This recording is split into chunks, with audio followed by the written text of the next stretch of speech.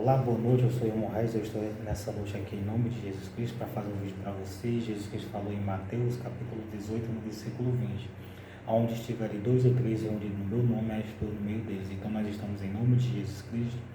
Deus e Jesus Cristo está no nosso meio, o Espírito Santo está no nosso meio, e Deus lhe ama tanto a mim, a irmã Ana Dark, a você, como todos os seres humanos. Então eu estou aqui com a irmã Ana Dark, minha esposa. Então, boa noite, né? Olá, boa noite, a paz do Senhor Jesus. É maravilhoso poder estarmos aqui para compartilhar com vocês a tão maravilhosa que é a palavra de Deus. Como eu sempre digo, ela é viva e eficaz. Então dê atenção à palavra, creia que Deus é poderoso para fazer. Amém? Amém, glória a Deus. Então o tema dessa mensagem é esse, ó.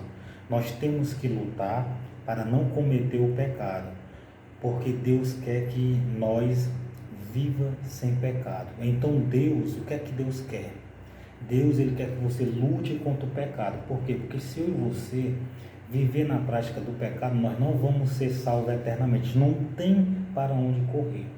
Então, se eu e você, qualquer ser humano, pode ser um filho meu, pai, a mãe, irmão, pode ser quem quer que seja, pode ser uma pessoa rica, uma pessoa pobre, pode ser uma pessoa loura, morena, ruiva, pode ser uma pessoa, pode ser qualquer pessoa. Então, pode ser qualquer pessoa mesmo. Se viver praticando o pecado, a pessoa não entra no céu. Então, nós temos que lutar contra o pecado para nós temos que lutar com o pecado para nós herdar a vida eterna, conseguir entrar no céu. Nós temos que lutar contra o pecado nós temos que lutar contra o pecado. Nós temos que lutar para não cometer o pecado, porque Deus quer que nós vivamos sem pecado. Então Deus abençoe você e sua família. Então eu vou pedir para a irmã aí várias vezes, né? Então eu vou pedir à irmã Dark para poder ler as Escrituras Sagradas em 1ª Epístola Universal do Apóstolo João, capítulo 3, versículo 8 ao versículo 10, em nome de Jesus Cristo. Palavra de Deus. Quem pratica o pecado é do diabo, porque o diabo vive pecando desde o princípio. Para isto o Filho de Deus se manifestou, para desfazer as obras do diabo. Qualquer que é nascido de Deus não vive na prática do pecado, porque a sua semente permanece nele, e não pode viver pecando, porque é nascido de Deus. Nisto são manifestos os filhos de Deus e os filhos do diabo. Qualquer que não pratica a justiça e não ama a seu irmão, não é de Deus. Então esse texto bíblico, essa leitura bíblica é uma leitura muito forte. Então o apóstolo João, ele estava inspirado por Deus, por Jesus, pelo Espírito Santo. Então Deus, ele quer salvar a mim, a você, quer salvar todos os pecadores. Em João capítulo 3, no versículo 16, está escrito: porque Deus amou o mundo de uma tal maneira que deu o seu Filho unigênito, para que todo aquele que nele crê não pereça, mas tenha a vida eterna. Então veja que Deus, ele amou nós todos e quer que nós viva sem pecado. Deus quer que nós lute contra o pecado para poder nós sermos salvos eternamente. Por quê?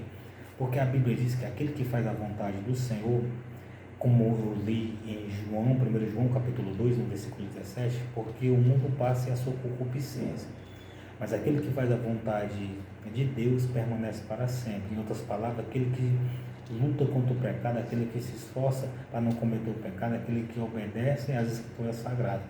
Então esse texto é um texto muito forte. Quem pratica o pecado é do diabo, porque o diabo vive pecando desde o princípio. Então o diabo, ele vive pecando desde o princípio.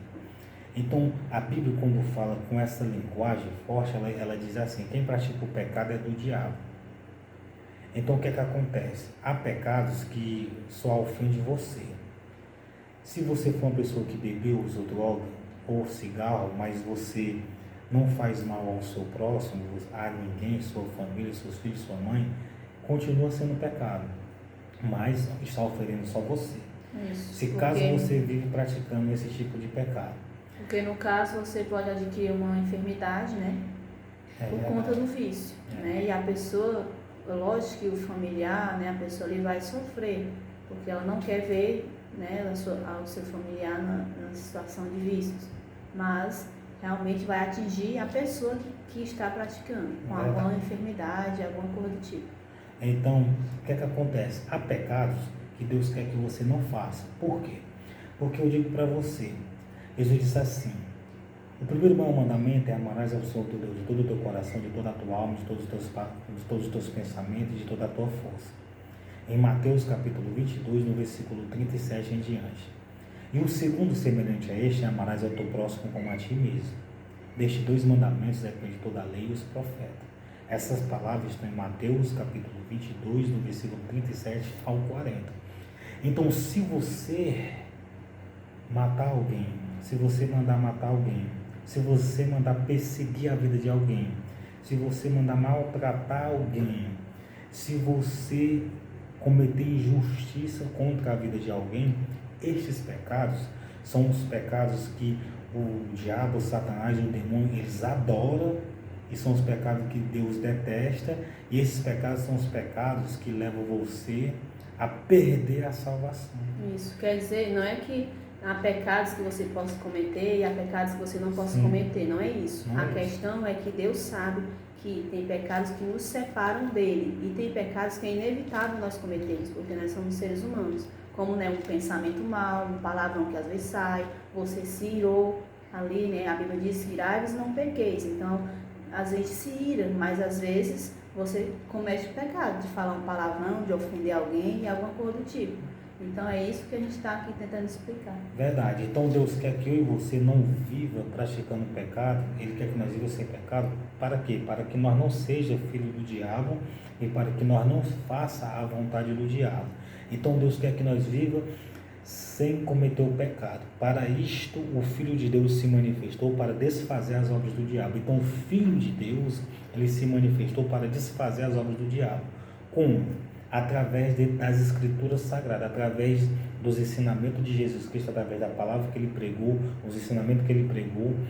Isto é que desfaz as obras do diabo, quer dizer, através da sua obediência àquilo que Jesus Cristo fez.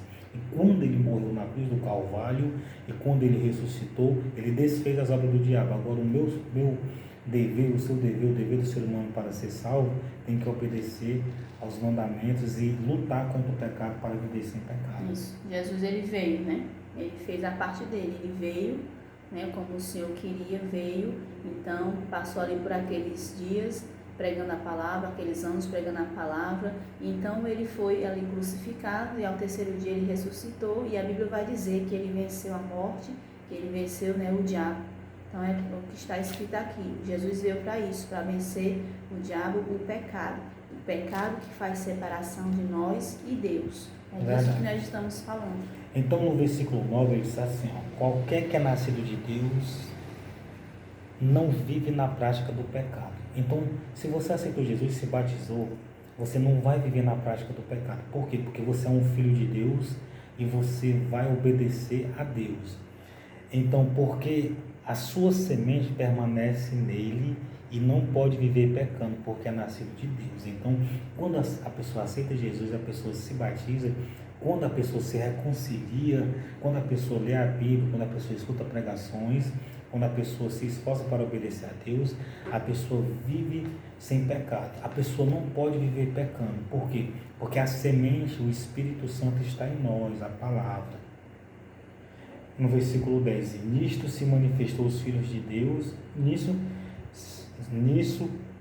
são manifestos os filhos de Deus e os filhos do diabo. Qualquer que não pratica a justiça e não ama a seu irmão, não é de Deus. Então veja o porquê que porque que a irmã Dark, porque que você, porque que o ser humano tem que amar o seu irmão, o seu próximo. Porque é o segundo maior mandamento, é amarás ao seu próximo como a si mesmo, o irmão, os irmãos, as pessoas. Quando você ama as pessoas, quando você não maltrata, não persegue, não atrapalha, não comete injustiça, quando você não mata uma pessoa, quando você não manda matar, quando você não manda maltratar uma pessoa, você está sendo de Deus, você está sendo filho de Deus.